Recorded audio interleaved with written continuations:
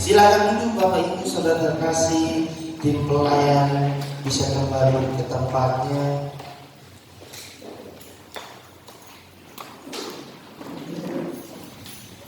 Shalom Bapak Ibu. Shalom. Kita bersyukur kita ada di minggu ketiga, minggu di mana hari ini Tuhan akan melawat hidup saya dan saudara. Amin. Bapak Ibu, semalam saya naik ke gunung menikmati indahnya pemandangan, menikmati sesuatu yang indah dari Tuhan.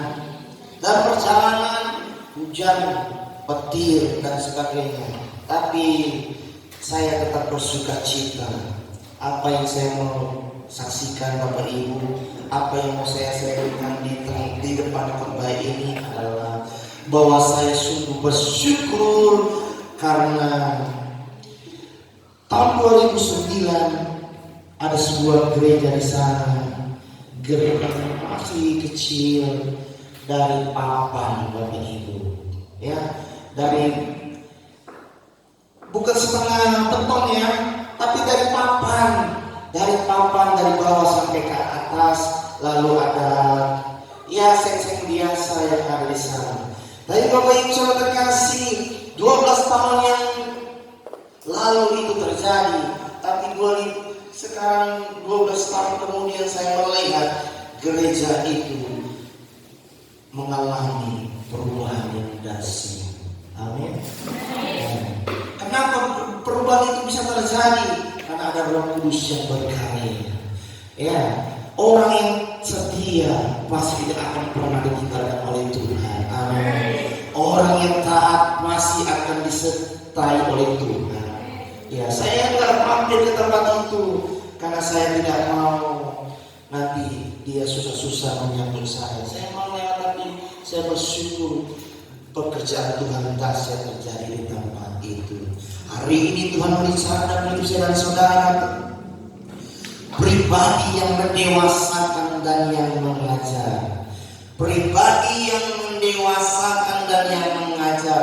Yohanes pasal 16 ayat 12 sampai 13. Mari kita persiapkan Injil Yohanes pasal 16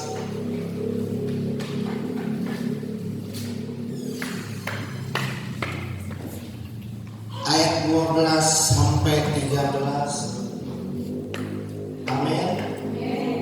Firman Tuhan berkata dalam hidup saya dan saudara, masih banyak hal yang harus kukatakan kepadamu, tetapi sekarang kamu belum dapat menanggungnya. Ayat 13, tetapi apabila Ia datang, yaitu Roh kebenaran, Ia akan memimpin kamu ke dalam seluruh kebenaran, sebab Ia tidak akan berkata-kata dari dirinya sendiri, tetapi segala sesuatu yang didengarnya, itulah yang akan dikatakannya, dan Ia akan memberitakan kepadamu hal-hal yang akan datang.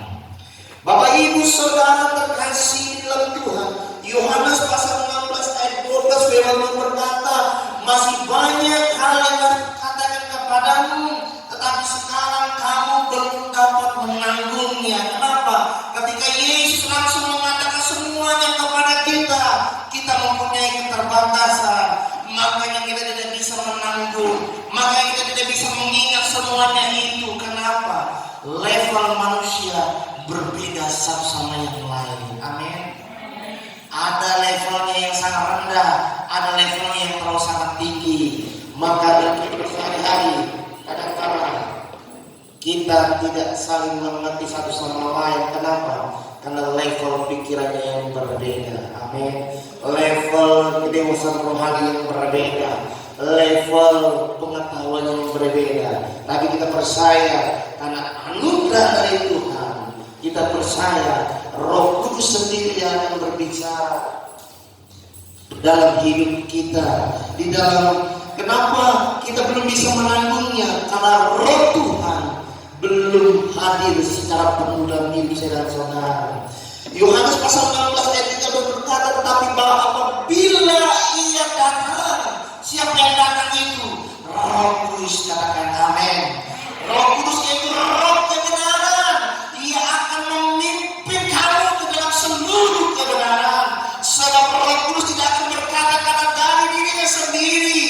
tetapi dari segala yang didengarnya dari Tuhan. Tuhan belum sudah mau berkata-kata kepada kita, tapi Tuhan tahu keterbatasan kita, Tuhan tahu daya tangkap kita, belum akan dikatakan, nanti Dia akan berkata kepada Roh Kudus untuk menyampaikan kepada saudara-saudara. Sebab Ia tidak akan berkatakan dari dirinya sendiri, tetapi akan segala yang didengarnya, itulah yang dikatakannya, dan Ia akan memberitahu kepadamu hal-hal yang akan datang. Bapak Ibu Saudara terkasih, ketika Yohanes 16 ayat 13 mau berbicara kepada hidup saudara-saudara, ketika Roh Tuhan datang kepada kita, Roh Kristus yaitu Roh Kudus ada dalam hidup saudara-saudara, Dia akan menyapa hati kita, Dia akan tuntun kita kepada kebenaran yang sejati. Amin. Bukan kebenaran seperti adatmu, seperti adatmu, seperti pikiranmu, seperti pikiranmu, seperti ini, seperti itu. Bukan, kepada roh kebenaran itu sendiri. Ya, roh kebenaran adalah Roh Kudus yang menuntun kita untuk hidup kita, cara bertindak kita, cara hidup kita sesuai dengan apa yang mau Tuhan atas hidup saya dan saudara. Firman Tuhan hari ini akan menyapa kita, akan berbicara 3 hal kepada kita. Bagaimana Roh Kudus itu mengajar kita, bagaimana Roh Kudus itu mengajar kita untuk mendewasakan kita, untuk meningkatkan tingkat rohani kita semakin besar. Amin. Kita bukan lagi bayi-bayi rohani. Amin. Sudah lama Bapak Ibu terima Yesus, sudah lama Bapak Ibu ibadah, sudah lama Bapak Ibu melayani pekerjaan Tuhan, sudah lama Bapak Ibu baca firman Tuhan, sudah Bapak Ibu sering mendengar khotbah-khotbah yang luar biasa, pendeta-pendeta besar. Mungkin Bapak Ibu berlomba untuk mencari pendeta-pendeta yang besar. Ya,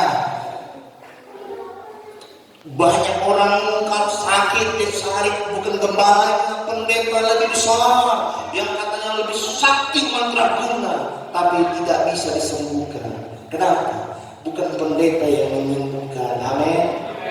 Amin. Maka kalau orang datang kepada kita, jangan terlalu bangga kita, karena kita tidak bisa menyembuhkan orang. Amin. Kita tidak bisa punya kuasa apapun kalau bukan Roh Tuhan yang ada dalam hidup saya dan saudara. Dikemuliaan Tuhan.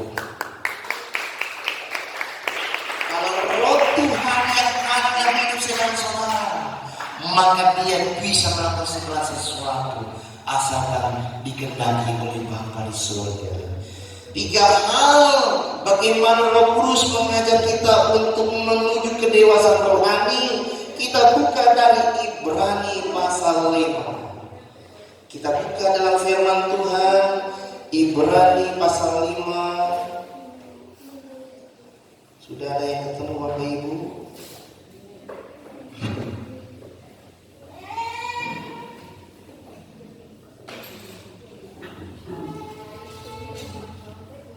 Ibrani pasal 5 ayat 12 sampai 14. Ibrani pasal 5 ayat 12 sampai 14. Kita mulai dari ayat 11 ya Bapak Ibu. Ibrani pasal 5 ayat 11 sampai 14, demikian firman Tuhan. Tentang hal itu banyak yang harus kami katakan, tetapi yang sukar untuk dijelaskan, karena kamu telah lamban dalam hal mendengarkan. Sebab sekalipun kamu ditinggal dari sudut waktu, sudah seharusnya menjadi pengajar, tetapi kamu masih perlu lagi diajarkan asas-asas pokok dari penyataan Allah. Dan kamu masih memerlukan susu, bukan makanan keras. Sebab pada siapa masih memerlukan susu, ia tidak memahami ajaran tentang kebenaran, sebab ia adalah anak kecil. Tetapi makanan keras adalah untuk orang-orang dewasa, Ia karena mempunyai panca indera yang terlatih untuk membedakan yang baik daripada yang jahat. Amin.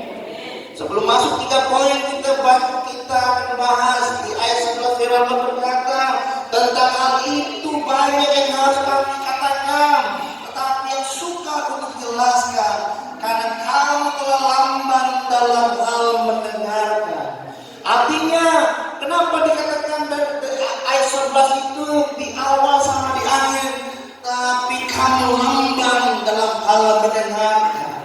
Kita bukan tuli, kita bukan cacat, tetapi lamban dalam arti kita lambat, tidak mau atau sukar atau pokoknya tidak kita kerjakan apa yang menurut Tuhan dalam hidup saudara-saudara.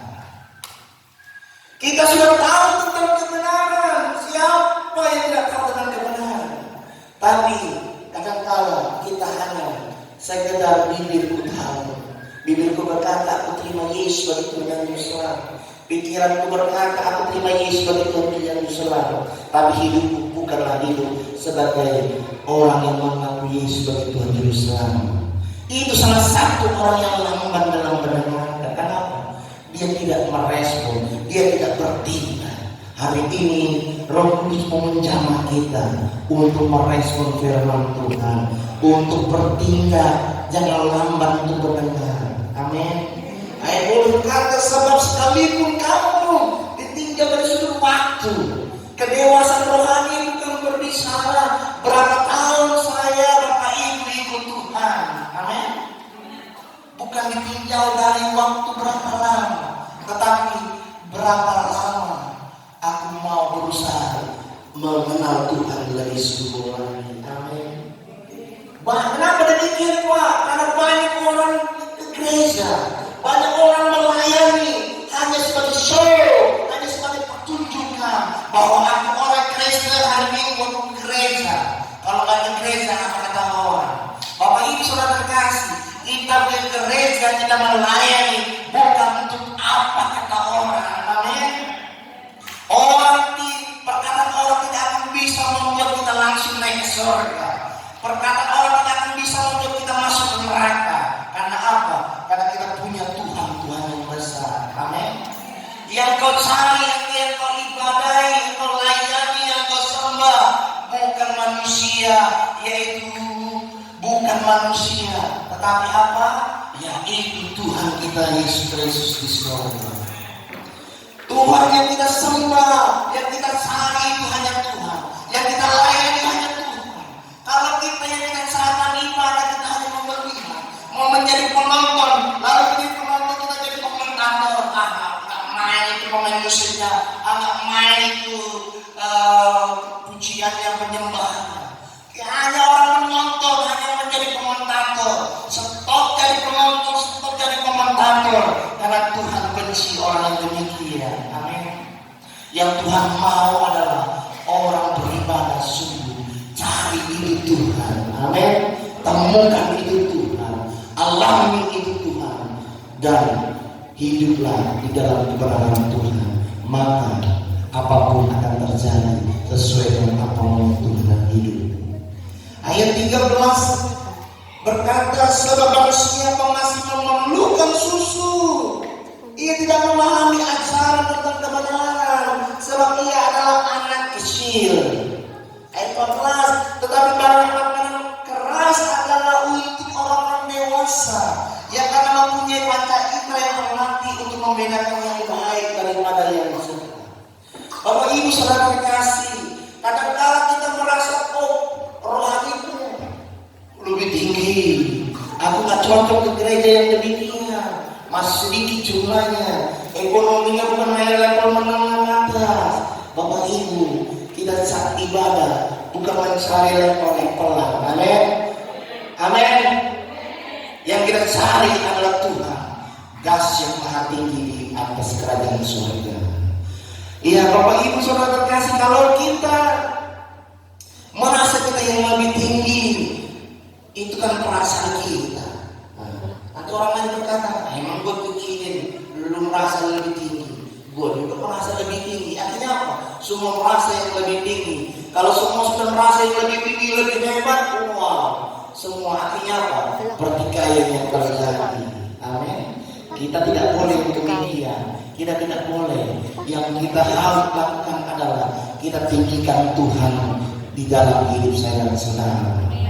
Ya, Bapak Ibu, sedikit saya mau bersaksi membahas yang terjadi Desember yang lalu. Jemaat yang aktif ibadah, ya Bapak Ibu, saya belikan, ya seberapa itu memang Bapak Ibu, ya seragam, anggaplah seperti itu ya. Bukan untuk mengatakan wah Bapak Ibu yang saya kasih itu miskin, bukan saya mau berkata banyak duitku, enggak, karena Bapak Ibu tahu Desember itu uang tidak ada, tapi aku berdoa punya Tuhan yang besar. Ya kan, panitia Natal tidak bisa menyediakan apa yang saya mau untuk gimana perayaan Natal. Itu semua butuh uang, tidak mampu panitia Natal, semua tidak mampu mengadakan seperti apa yang ada di pikiran saya. Saya punya Tuhan, saya katakan kepada Tuhan, Tuhan saya butuh dana sekian. Tuhan katakan kepada saya, butuh apa itu? Saya detailkan semua. Saya berkata-kata kepada Tuhan bukan di dalam doa, tapi dalam setiap aktivitas saya. Tapi Tuhan katakan tenang, berdoa saja sampai mujizat itu terjadi. Ketika mujizat itu terjadi, aku diberkati Bapak Ibu. Ku ingat apa yang diminta sama Tuhan dan harus kulakukan. Amin. Bisa nggak? Udah terima berkat itu, ku alihkan ke tempat lain. Bisa, tapi aku bukanlah orang yang demikian. Apa yang diminta dari Tuhan untuk apa harus kulakukan. Itu prinsip hidup saya. Bapak Ibu sangat terkasih, ketika itu saya ingat, saya pergi. Tapi apa Bapak Ibu? Ketika Natal, saya khotbah, saya berkata, jemaat yang rajin ibadah, setia dalam pelayanan juga, aku beri. Orang berkata apa di luar? Bagi kayak gitu aja bisa gua beli. Ngapain khotbah gitu? Bapak Ibu saudara terkasih, ya, ini yang berkata bukanlah rohani anak-anak, bukan rohani itu, dia itu merasa wow, rohani itu lebih tinggi dan sebagainya. Tapi kalau Bapak Ibu saudara terkasih, orang yang merasa tinggi akan direndahkan oleh Tuhan. Padahal apa? Yang saya kembangkan Natal waktu itu, saya mau bersaksi bahwa apa yang kuminta dari Tuhan, Tuhan jawab. Dan kenapa aku katakan? Karena aku bersyukur Tuhan masih jawab doa-doaku. Amin. Bukan untuk menyatakan kesombongan, bukan saya merendahkan cuma tidak mampu beli baju, pasti bisa beli baju. Amin. Bukan menyatakan bahwa saya banyak duit, tidak ada, saya punya banyak duit. Tapi tidak apa-apa. Orang yang demikian kan orang yang terlalu tinggi hati, sebentar-bentar tersinggung dan sebagainya. Kita jadi jemaat itu bukan jemaat yang bayi rohani, yang makan susu, tapi kita juga sudah lama ikut Tuhan. Kita harus makan makanan yang keras. Baik Bapak Ibu saudara terkasih, jadilah jemaat yang tahu apa maksud yang dikotbahkan itu. Amin. Jangan telah mentang-mentang, wah, sombong kali itu. Emang gue gak bisa beli. Emang seberapa sih itu? Bisa gue beli. Mau satu kodi itu bisa gue beli 20 biji. Kau cuma kasih satu. Mungkin berkata demikian. Bapak Ibu saudara terkasih, pemberian bukan untuk mengatakan merendahkan orang. Pemberian bukan untuk mengatakan kesombongan, tapi karena bersyukur anugerah Tuhan dijawab Tuhan. Amin. Bapak Ibu saudara terkasih, bahwa dengan demikian apakah saya mau berhenti untuk memberi? Tidak. Saya tetap memberi kepada orang yang Tuhan suruh saya memberi. Bapak Ibu, ketika kita dengar seperti itu, kalau bagi saya udah biasa. saya masukkan dalam khotbah ini supaya Bapak Ibu tahu bahwa kalau saya memberi, saya sampaikan firman dan nggak sebut beri kepada siapa, itu hanya saya mengatakan bahwa saya bersyukur saya boleh jadi alatnya Tuhan untuk terlibat di dalam itu semua. Supaya apa? Supaya semua kita tahu, jangan hanya tahu yang menerima, tapi kita belajar bersama-sama. Kita terima itu, kita tahu, karena kita tahu Tuhan itu pasti yang terjadi. Kalau kita menabur yang baik, kita pasti menuai yang baik. Kalau dia tidak baik, kita percaya Tuhan akan ganti berlipat kali ganda. Baik Bapak Ibu, firman Tuhan berbicara hari ini kepada kita bagaimana Roh Kudus itu mengajar kita menuju kedewasaan. Yang pertama ada 3 poin. Yang pertama, Roh Kudus mengajar ketika kita bergantung kepada Allah. Amin. Ya. Kita harus bergantung kepada sumber hidup, yaitu Tuhan Yesus.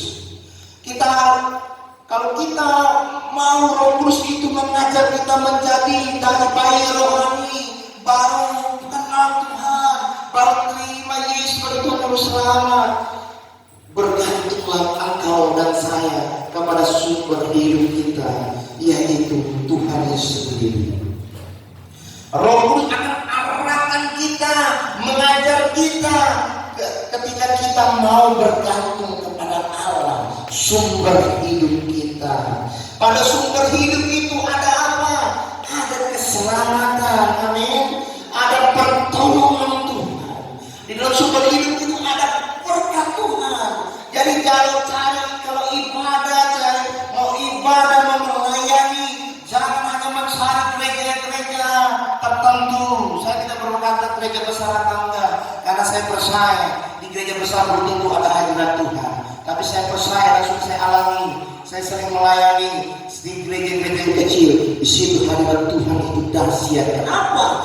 Karena orang betul-betul butuh Tuhan. Karena orang betul-betul hadirat Tuhan. Karena orang butuh dilalui sama Tuhan.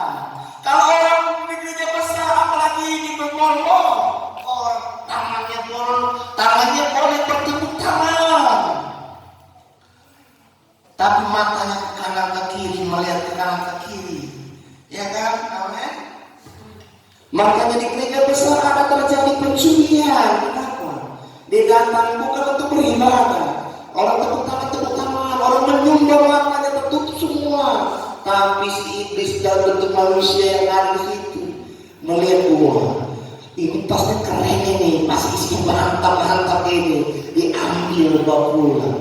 Sudah terjadi di kota Medan, Bapak Ibu. Kenapa? Karena si iblis datang dalam bentuk manusia, bukan mencari Tuhan. Dia bukan bergantung kepada Allah, tapi dia bergantung mana barang-barang yang bisa dicuri. Bapak Ibu saudara terkasih dalam Tuhan. Pencurinya akhirnya apa? Syaratnya dia tujuan dalam ibadah itu mencari Tuhan, Allah itu. Terakhir apa? Dia ditangkap dan dipenjara. Hukuman penderitaan menanti. Tapi kalau orang bergantung hidupnya kepada Tuhan, percaya, sungguh apa yang Tuhan tidak bisa ubah. Amin. Air mata menjadi berkat. Amin. Kesulitan, persoalan jangan dilihat persoalannya, tapi dilihatlah di balik kesulitan itu, di balik kesusahan itu, Tuhan mau apa aku kerjakan supaya aku terima mahkota kemudian yang besar, supaya aku terima Tuhan yang lebih nyata lagi. Bapak Ibu saudara terkasih, ketika kita bergantung kepada Allah, kita akan melihat bahwa ketika Tuhan itu tahu saja kapan saatnya untuk menolong kita. Amin. Orang berkata mungkin nggak ada cara, lu nggak bisa sembuh, lu nggak ada duit untuk operasi dan sebagainya. Tapi bagi Tuhan tidak ada perkara yang tidak bisa dia lakukan. Amin. Amin. Saya alami.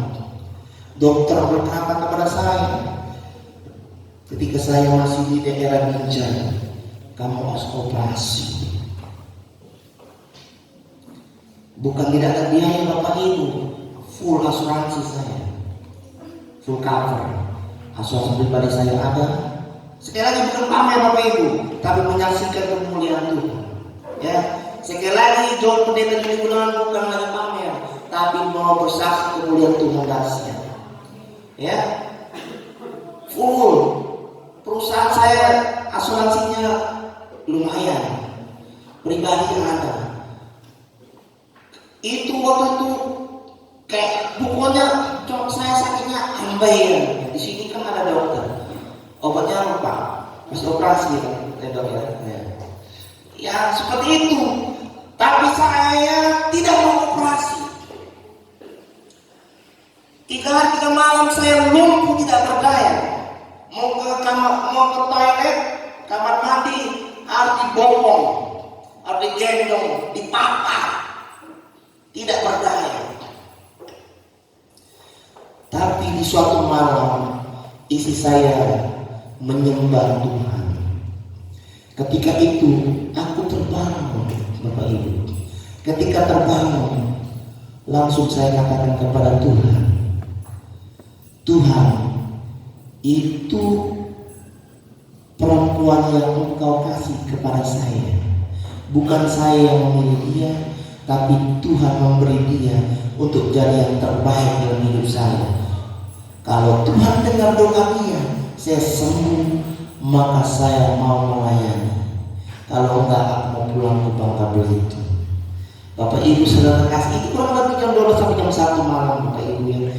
Tapi Bapak Ibu tahu, kita subuh lah, jam 4 jam 5, maaf Bapak Ibu ya. Saya pegang bahasa pasarannya, pantat saya. Bapak Ibu tahu apa yang terjadi, mukjizat terjadi. Ambainya yang keluar itu panjang waktu itu udah masuk ke dalam. Haleluya. Saking membuat yang lebih ini lagi panggil, mami coba lihat pantatku. Saya suruh dia lihat pantat saya Bapak Ibu. Untung ini istri saya. Kalau istri bukan ini istri saya, belum tentu dia mau ya. Karena Tuhan yang memberi, maka dia masih dia mau. Dia lihat, puji Tuhan, ternyata doa dijawab Tuhan. Haleluya. Makanya itu saya berkobar-kobar. Kalau dulu saya akan berusaha, kalau minggu aku harus khotbah, bukan cari uang, bukan. Ku terima uang itu ku kasih lagi ke gembala. Karena saya suka melayani di gereja-gereja yang kecil. Karena saya nggak mau cari amplopnya. Kalau dikasih kembalikan lagi, ku terima kembalikan. Karena apa? Karena saya mau melayani supaya terima mahkota Tuhan yang mulia.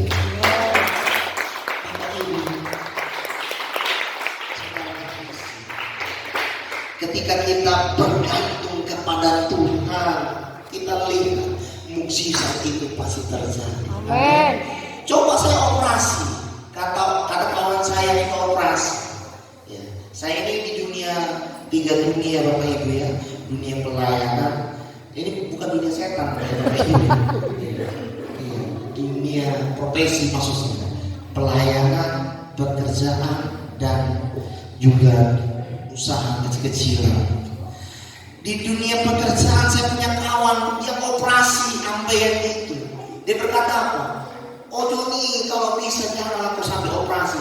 Sebelum saya disembuhkan itu saya kira Bang, kalau dulu operasi itu kayak mana? Oh kalau bisa jangan. Aku kentut aja setengah mati sakit perutku.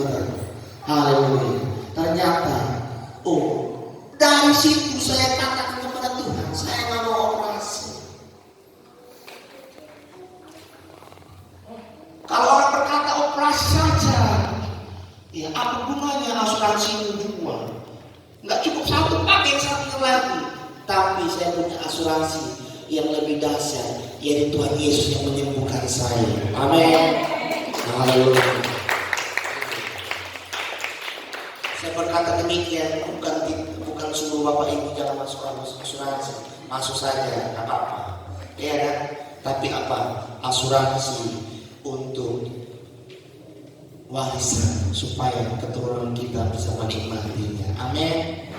Amin. Bapak Ibu, ya yang pertama tadi Rob mengajar kita supaya kita bergantung kepada Allah. Contoh lagi lebih dahsyat, Hagar ketika dia terbuang dari rumah Abraham, dia bersama Ismail di padang gurun, hanya bawa apa? Nggak seberapa air minum di padang gurun, panas sekali. Akibatnya apa yang terjadi Bapak Ibu? Dia sangat kehausan, apalagi anak kecil ya. Akibatnya apa? Dia menjauh dari anak itu. Kenapa? Dia tidak tega anaknya harus mati kehausan. Dia menjerit, dia menangis jerit-jeritnya. Tapi ketika dia menjerit menangis jerit-jeritnya, dia tidak temukan jawaban solusi persoalannya. Kenapa? Dia hanya berlarut dari kekecewaan. Kenapa ini terjadi? Kenapa ini apa? Orang hanya berlarut di dalam persoalan kesulitan. Ketika dia menjerit, Tuhan minta tolong, Tuhan beri, tuntun dia ke sumur yang ada mata air. Di situ mukjizat akan terjadi. Amin. Ketika kita bergantung kepada Tuhan, Tuhan akan ubah masalah kita, kesulitan kita apapun kepada mata air kehidupan, yaitu Tuhan Yesus yang menyediakan semua bagi kita. Yang kedua, Roh Kudus mengajar ketika kita merenungkan firman Tuhan. Amin. Firman Tuhan itu bukan hanya didengar, bukan hanya di sekitar dibaca. Ada lagi orangnya dihafal. Wow, mantap kali men. Bukan hanya sekedar itu. Kenapa? Kenapa demikian? Sebelum masuk sedemikian, kita harus melihat bahwa perhatikan cara kita makan. Makan apa? Makan bukan hanya sekedar makan roh jasmani, tapi juga makan rohani. Cara kita minum susu. Kalau minum susu kan itu ya. Kalau pertama kita bergantung kepada Tuhan. Yang kedua, kita diajari untuk ketika kita diajari Roh Kudus itu ketika kita merenungkan firman Tuhan. Kalau kita minum itu kan ya, seperti itu. Tidak ada kesulitannya terjadi. Tapi ketika ada kesulitannya, kita harus terima makanan yang keras, kita terima masalah, musibah yang berat dan sebagainya. Maukah kita berkata, Tuhan itu baik? Susah Bapak Ibu. Ketika apa yang harapkan tidak terjadi, Bapak Ibu harapkan dari Tuhan tapi tidak terjadi, menjawab Tuhan. Apakah kita bisa berkata Tuhan itu baik? Belum tentu. Maka disitulah kita diajari Tuhan cara makan. Bukan hanya minum secara seperti minum susu, tapi kita diajari Tuhan makan makanan yang keras. So, bagaimana caranya? Yaitu harus dikunyah. Ya. Ilmu kedokteran berkata makanan itu harus dikunyah 32 kali. Artinya hidup kita melakukan proses hidup untuk memperoleh yang lebih baik. Amin. Masalah itu jangan dilihat masalahnya, tapi di balik masalah itu ada apa? Amin. Ada kesembuhan, ada duit, amin. Ada keturunan, ada apapun yang Tuhan beri itu akan disediakan bagi kita. Cara kita makan itu adalah cara kita merenungkan firman Tuhan. Firman Tuhan itu bukan sekedar dibaca, baca berulang, cari dan tanya, apa maksud Tuhan atas hidupku? Firman Tuhan itu jangan hanya dibaca saja, bukan hanya yang penting apa-apa, bukan. Tapi baca berulang kali, apa maksud dan tujuan Tuhan dari ayat yang gratis hidupku. Amin. Terus bagaimana cara melakukan firman Tuhan itu? Itu harus kita renungkan, kita gali bersama Tuhan. Tuhan, orang mengecewakan aku. Tuhan, apa yang kulakukan sudah baik, tapi di mata orang tidak baik. Jangan takut. Renungkan terus firman Tuhan. Buka hatimu lebar-lebar biar Tuhan mencapai kita. Itu namanya kita renungkan firman Tuhan itu. Amin. Bukan cari ayat. Lu pakai ayat ini, gue pakai ayat ini. Terjadi akhirnya apa? Ayat lomba ayat nggak ketemu, ya kan? Tapi kalau kita andalkan Tuhan, kita renungkan setiap firman Tuhan ini, pasti kita bisa mengerti. Amin. Orang berkata, Bapak, aku tak mengerti firman Tuhan. Baca aja berulang-ulang. Roh Kudus yang akan menuntun kita, mengajar kita. Dituntun, ayo ibu, ayo bapak, renungkan terus firman Tuhan itu. Nanti kita akan mengerti. Amin. Alkitab itu dibaca oleh anak TK sampai sarjana profesor. Amin. Nah, jadi dia berlaku untuk semua level-level. Ya, tadi kan bicara level-level. Level tertentu yang tinggi akan bisa mengerti kalau kita bahasanya terlalu baik-baik. Bahasa kita terlalu baik-baik, kita akan bisa mengerti bahasanya profesor doktor. Tapi kalau bahasa firman Tuhan, siapapun bisa mengerti karena ada Roh Kudus yang berbicara dan membuat kita mengerti semuanya itu. Beri kemuliaan Tuhan. Yang terakhir, Roh Kudus mengajar ketika kita meresponi di dalam ketaatan. Yesaya pasal 50 ayat 4 Tuhan berkata, Tuhan Allah telah memberikan kepadaku lidah seorang murid, supaya dengan perkataan aku dapat memberi semangat kepada orang lesu. Setiap pagi ia mempertajam pendengaranku. Untuk apa? Untuk mendengar seperti seorang murid. Bapak Ibu saudara terkasih, kalau saya dan saudara mau berhasil dalam hidup ini, responi firman Tuhan dengan penuh dengan ketaatan, jangan dengan pemberontakan. Lu kira lu aja yang bisa itu, aku gak bisa. Lu gak mau, gua juga gak mau. Mau apa kau? Kalau saling terjadi pemberontakan, saling terjadi perlawanan, Bapak Ibu saudara terkasih, ingat, mukjizat itu tidak akan terjadi. Tapi kalau kita responi dengan ketaatan, ku aminkan firman Tuhan. Tuhan senantiasa buka jalan, karena Tuhan senantiasa menolong hidupmu. Pasti Tuhan akan buka jalan. Responi dengan penuh ketaatan. Yesaya 50 ayat 5 berkata, Tuhan Allah telah membuka telingaku. Untuk apa? Untuk dengar firman Tuhan. Mata kita untuk apa? Untuk melihat, membaca.